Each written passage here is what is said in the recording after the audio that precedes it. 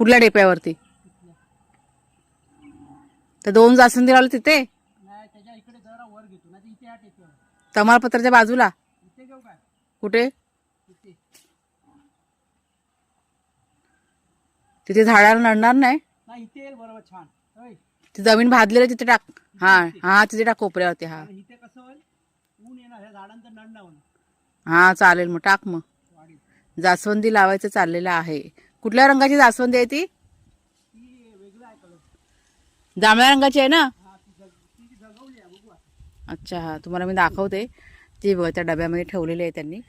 तर संध्याकाळची आपली छोटी मोठी कामं की नाही चालू आहेत. आणि ती जास्वंदी आहे ना, म्हणजे खूप दिवस झाले अगदी सुकायला आली होती फांदी, पण कशी कशी ती जगवले कारण ती वेगळी आहे, म्हणजे वेगळ्या रंगाची जास्वंदी आहे. आणि आता ते कुणालजेव्हा लावतायत ते अगदी त्याला म्हणजे नावाला तिला 1-2 पानं फुटलेले असतील. बघूया आता जगते की नाही काय माहीत नाही, कारण आता म्हणजे थंडी चालू आहे आणि थंडीतनं रोपं जगतात असं म्हणतात. त्याच्यामुळे लावून बघायला काय हरकत नाही आहे. म्हणजे रोप उगाच वाया घालवण्यापेक्षा ते जमिनीमध्ये लावलेलं बरं.